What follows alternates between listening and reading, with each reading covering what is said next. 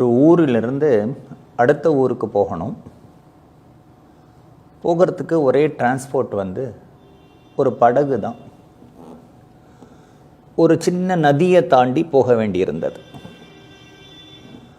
இந்த படகுல நிறைய பேர் ஏறின்னு இருக்கா. 2 துறவிகளும் ஏறியிருக்கா. இப்போ ஒரு பெண்மணி அந்த படகுல ஏறுறதுக்கு வரா. படகுல ஏறுறதுங்கிறது ஒரு ப்ராக்டிஸ் வேணும். ஏன்னா ட்ரெயினில் ஏறுற மாதிரியோ பஸ்ஸில் ஏறுற மாதிரியோ படிக்கட்டெல்லாம் இருக்காது. ஒரு ஸ்டூல் போட்டு ஏறணும். அந்த பெண்மணிக்கு பழக்கம் இல்லை, ரொம்ப சிரமப்படுறா ஏற முடியாமல். அப்போ உள்ளே இருக்கிற ஒரு துறவி தன்னுடைய கையை கொடுத்து அந்த பெண்மணியை மேலே தூக்கி விடுறார். இந்த பெண்மணியும் நன்றி சொல்லிட்டு அந்த படகுல போய் அமர்ந்துக்கிறா. துறவி இவர்களெல்லாம் அந்த படகு கிளம்பி அடுத்த ஊருக்கு போயாச்சு. 1 மாதம் இருக்கும். 1 மாதம் கழித்து 2 துறவிகளும் அப்படி பேசின்னு இருக்கும் பொழுது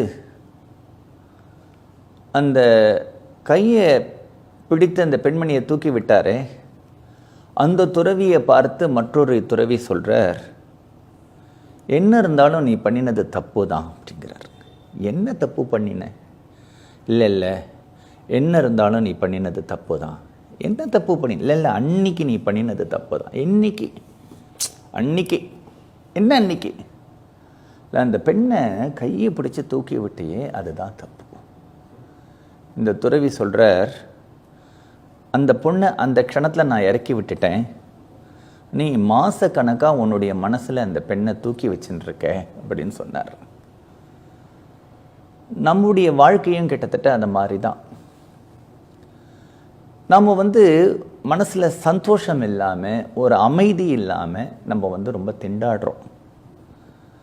இன்றைக்கி மாடர்னாக சின்ன குழந்தை கூட, ஒரு 2வது படிக்கிற பையன் கூட பரீட்சை எழுதும்பொழுது எனக்கு ரொம்ப ஸ்ட்ரெஸ்ஸாக இருக்குது அப்படிங்கிறான். அடிக்கடி டிப்ரெஷன் அப்படிங்கிற வார்த்தையை நம்ம ரொம்ப சகஜமாக உபயோகப்படுத்த ஆரம்பிச்சிட்டோம். ஸ்ட்ரெஸ், டிப்ரெஷன் இந்த மாதிரி வார்த்தைகள் எல்லாம் இன்றைக்கி ரொம்ப சகஜமாக இருக்குது. காரணம் என்ன? எல்லாரும் அமைதி வேணும்னு ஆசைப்படுறோம். அந்த அமைதியை இன்னொருத்தர் கொடுக்கவும் முடியாதுங்கிறது தெரியும். அமைதியை நாம் தான் கெடுத்துக்கிறோம். எப்படி கெடுத்துக்கிறோம் அப்படின்னா ரொம்ப சிம்பிள். எந்தெந்த விஷயங்கள் நமக்கு தேவையில்லையோ, எந்தெந்த விஷயங்கள் நம்ம மறக்கணுமோ, அந்த விஷயங்கள் எல்லாம் ஞாபகம் வச்சுருக்கோம். எந்தெந்த விஷயங்களை நாம் நினச்சி பெருமைப்படணுமோ, சந்தோஷப்படணுமோ, அந்த விஷயங்கள் எல்லாம் ரொம்ப வசதியாக மறந்துடுறோம். மொத்தத்தில் சொல்லப்போனால் தேவையில்லாத விஷயங்களெல்லாம் நிறையா ஞாபகம் வச்சுருக்கோம். தேவையான விஷயங்களை நம்ம மறந்துடுறோம். அதுதான் நாமே அமைதி இல்லாமல் பண்ணிக்கிறதுக்கு ஒரு முக்கியமான காரணமாக இருக்குது. ஒரு அறை இருக்குது. அந்த அறையில் போய் நம்ம உட்கார்றதுக்கு போகிறோம். அங்கே உட்காந்துட்டு ஏதோ படிக்கணும். படித்தா அந்த ரூம்லக்குள்ளே போகும்போது பார்த்தோன்னா ஒரே டஸ்ட் இருக்குது, ஒட்டடை இருக்குது. அங்கே ஒரு சுவாமி படமும் மாட்டிருக்கு, ஒரு மல்லிகைப்பூ மாலையும் போட்டிருக்கு. அங்கே ஏதோ ஒரு சிருங்காரமான ஒரு காலண்டரும் இருக்குது. டக்குன்னு பார்த்தா ஒரு தேள் ஓடித்து ஒரு பொந்துக்குள்ளே போய் மறைஞ்சு போயிடுது. அதெல்லாம் பார்க்கும்போதே நமக்கு டக்குன்னு வாந்தி வந்தது. வாந்தி எடுத்துட்டோம். பக்கத்தில் பார்த்தா ஒரு டாய்லெட், பாத்ரூம் ரொம்ப ஒஸ்ட் கண்டிஷனில் இருக்குது. இந்த ரூமில் உட்காந்துட்டு நம்ம இப்போ படிக்க போகிறோம், ஏதோ ஒரு காரியம் செய்ய போகிறோம். இந்த ரூம்ங்கிறது என்ன அப்படின்னா உங்கள் மனசு தான். இதில் ஏற்கனவே டெபாசிட் ஆகியிருக்கக்கூடிய வாசனை ஒரு பக்கம்.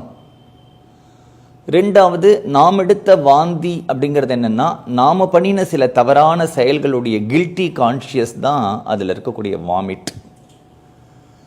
அதில் ஒரு சுவாமி படத்தில் மல்லிகைப்பூ மாலை அப்படின்னா அப்பப்போ நம்ம பண்ணுற ஒரு தெய்வ பக்தி. பக்கத்தில் ஒரு சிருங்காரம் அப்படிங்கன்னா நம்ம மனசில் இருக்கக்கூடிய காம உணர்வுகள். அந்த இடத்துல ஒரு தேள் மறைஞ்சு போயிருக்கு அப்படின்னா நமக்கு ஃப்யூச்சரை பற்றி இருக்கக்கூடிய பயம்.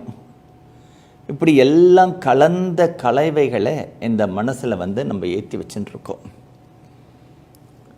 நம்ம ஒரு 10 வருஷத்துக்கு முன்னாடி ஏதோ ஒரு விஷயத்தில் இது என்ன நடக்க போகிறதோ, இது என்ன நடக்க போகிறதோ, என்ன நடக்க போகிறதோன்னு கவலைப்பட்டிருப்போம். அதுக்கு ஒரு முடிவு வந்துடுத்தோ, இன்றைக்கி அதை மறந்து போயிடுது.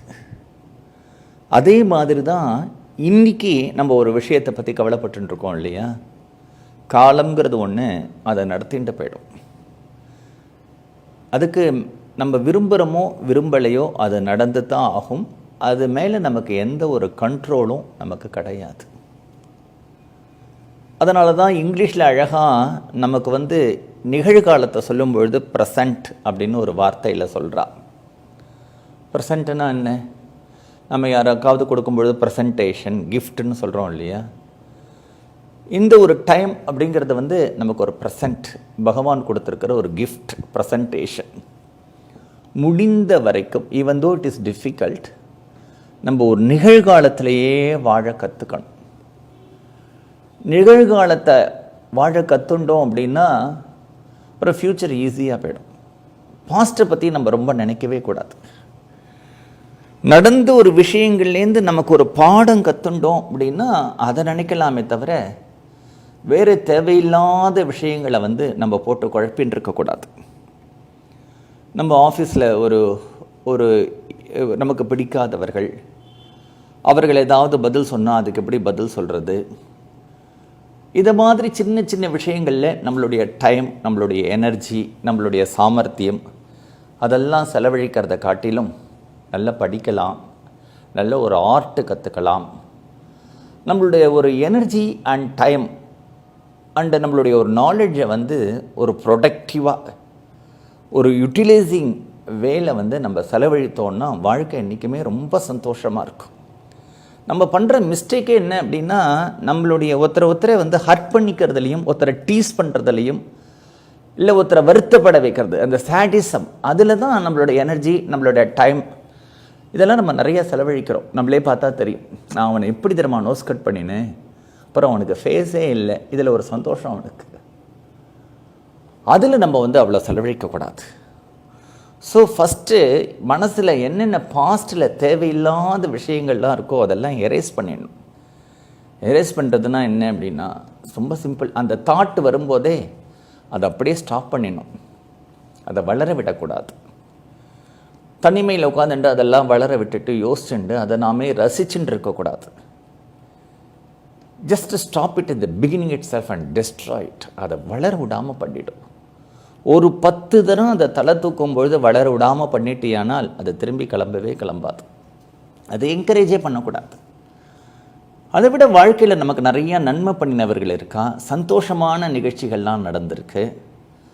அதெல்லாம் நம்ம வந்து நினச்சி பார்த்தோம் அப்படின்னா அதெல்லாம் நமக்கு மனசுக்கு சந்தோஷமாக இருக்கும். மனசுக்கு எது சந்தோஷமாக இருக்கோ அதுதான் மனதுக்கு ஆரோக்கியமான விஷயம். மனதுக்கு எதெல்லாம் வருத்தமாக இருக்கோ மனதுக்கு அதுதான் வியாதி. வியாதியை வளர்க்கவே கூடாது. ஆரோக்கியமான சூழ்நிலையில் தான் மனசை வச்சுக்கணும். அதுக்கு என்ன பண்ணணும் அப்படின்னா, நீ வந்து ஃப்யூச்சர் எப்படி இருக்குமோ அப்படின்னு கவலைப்படுறத காட்டிலும் இந்த ப்ரெசண்ட், இந்த டைம் இருக்கு இல்லையா, இதை வந்து நம்ம ஒழுங்காக யூஸ் பண்ணினோம்னா தானாகவே ஃப்யூச்சர் வந்து ரொம்ப நன்னா இருக்கும். அழகாக ஒரு விஷயம் சொல்கிறது உண்டு. பாதையில் நம்ம கரெக்டாக போயின்னு இருந்தோம்னா கோல் கண்டிப்பாக ரீச் ஆகிட்டு போகும். கோல் எவ்வளோ தூரம் இருக்குது, கோல் என்ன பண்ணும் அப்படின்லாம் கேள்வி கேட்குறத விட, if the path is clear then the goal is attained. இன்றைக்கி இருக்கக்கூடிய அந்த பாத் இருக்கே, அந்த பாத் நம்ம என்ன பண்ணணும்னு நினைக்கிறோமோ அதை இன்றைய ஒரு நாள், இன்றைய ஒரு மொமெண்ட் அதை நம்ம சரியாக ட்ராவல் பண்ணிகிட்டே இருந்தோம்னா போகிறோம். அப்படி போயிட்டோம்னா சுலபமாக நம்மளுடைய ஒரு கோலை வந்து நம்ம ரீச் பண்ணிடலாம். இல்லைன்னா கோலை பற்றி நம்ம கவலைப்படுறது, கற்பனை பண்ணுறது, அதை பற்றி நம்ம வந்து ரொம்ப மைண்டில் போட்டு குழப்பிக்கிறது, அதெல்லாம் பண்ண வேண்டிய அவசியமே கிடையாது.